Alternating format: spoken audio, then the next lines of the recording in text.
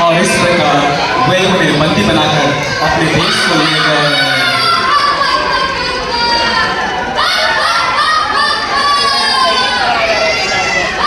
और इस प्रकार कुछ इस्राएली बंधुआई में आराम देश लाए गए। उनमें से एक छोटी लड़की भी लाई गई थी।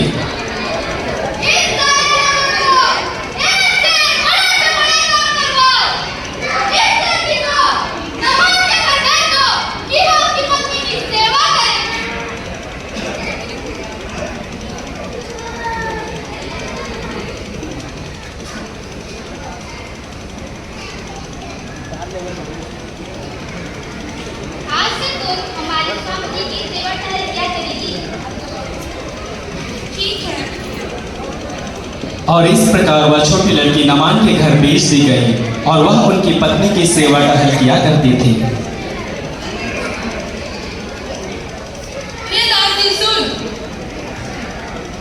स्वामिनी कहिए, जाओ मेरे लिए कुछ खाने को लेके आओ, जैसी आपकी आज्ञा।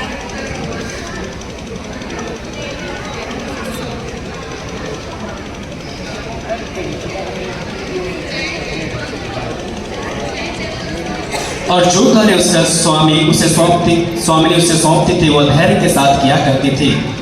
और प्रतिदिन वह लड़की अपनी यहूदी परंपरा के अनुसार जैसा उनके माता पिता ने सिखाया प्रतिदिन 3 बार अपने परमेश्वर यहोवा से प्रार्थना और उसकी आराधना किया करते थे।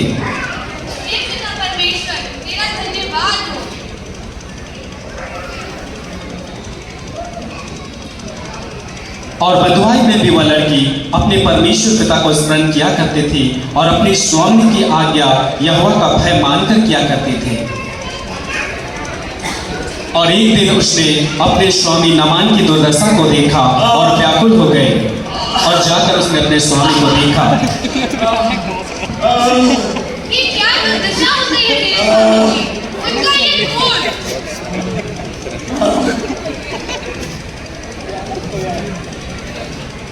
और उसने अपने स्वामिनी से कहा, हे स्वामिनी सुन, क्या बात है? अगर मेरा स्वामी सोमरों के भविष्यवक्ता के पास होता तो क्या ही अच्छा होता, वह उसके घोड़ को चंगा कर देता।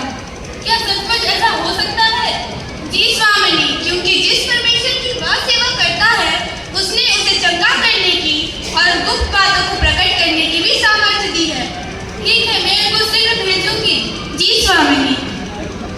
और यह बात नामान की पत्नी ने नामान को बतलाया और नामान अराम के राजा के पास अपने सेवकों के साथ गया।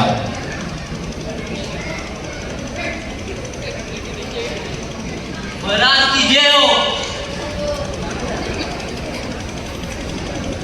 महाराज की जय हो।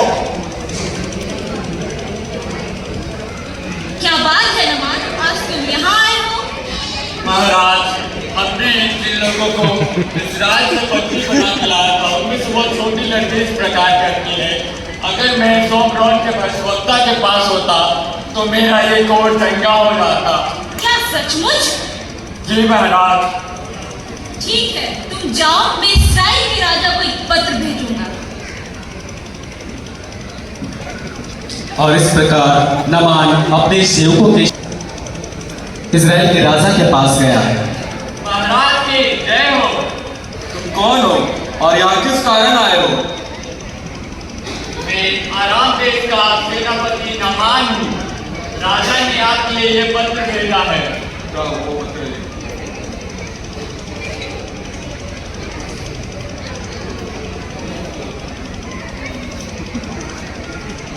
और इजराइल के राजा ने वह पत्र पढ़ा और पढ़कर अपने वस्त्र फाड़ दिए।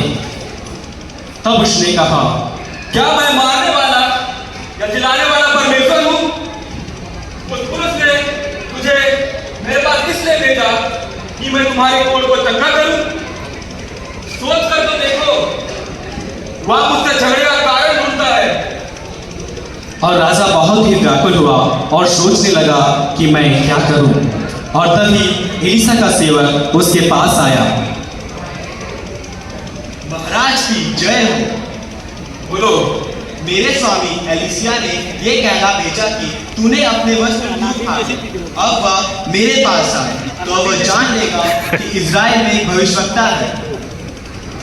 ठीक है, मैं उन्हें तुम्हारे साथ भेजता हूँ। और नामान एलिशा के सेवक के साथ एलिशा के पास चला गया।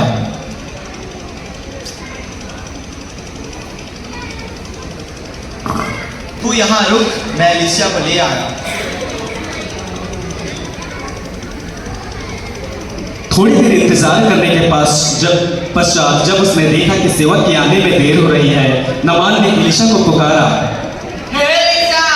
एलिशा, बाहर आ और मेरे प्रार्थना कर। तब एलिशा ने अपने सेवक को उसके पास भेज दिया।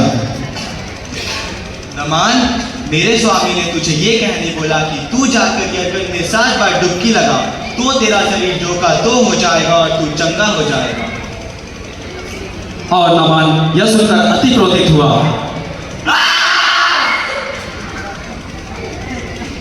मुझे लगा था ये एलिशा बाहर आके मेरे प्रार्थना के काम में चंगा हो जाऊंगा, पर वो आया ही नहीं। क्या हमारे देश में यरदन नदी है? चलो यहाँ से। और वह अपने सेवकों के साथ अपने देश को जाने लगा। तभी एक सेवक ने उससे कहा, हे मेरे पिता, क्या बात है? यदि भविष्यवक्ता की दृष्टि बड़ा काम करने को कहता, क्या मैं ना करता? जब वो कहता है नदी में स्नान कर, तो कितना मानना चाहिए? ठीक है, चलो। और सेवक की बात सुनकर नामान अपने सेवकों के साथ यरदन नदी को गया और एलिशा की आज्ञा के अनुसार उन्होंने यरदन में 7 बार डुबकी लगाई।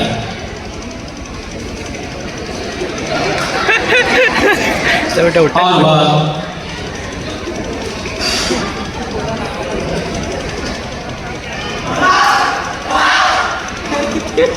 और जब उसने देखा कि वह चंगा हो गया, बहुत ही आनंदित हुआ। मैं चंगा हो गया। परमेश्वर की जय हो, परमेश्वर की जय हो। चलो, चलो। और वह एलिशा के पास लौट आया। एलिशा, हमने निकाल लिया कि समस्त इस्राएल छोड़ो, कहीं तुम्हें कोई नहीं है। परमेश्वर का धन्यवाद हो, परमेश्वर का धन्यवाद हो, धन्यवाद हो। और इस प्रकार वह अपने देश यहोवा का धन्यवाद करते हुए लौट गया। इस एकांकी से हमें यही शिक्षा मिलती है कि आज्ञाकारिता हमारे जीवन के लिए बहुत जरूरी है और आज्ञाओं को मानने के कारण परमेश्वर के साथ हमारा अच्छा संबंध बना रहता है और हम भी मसीह यीशु की तरह परमेश्वर के प्रेम में बने रहेंगे। धन्यवाद।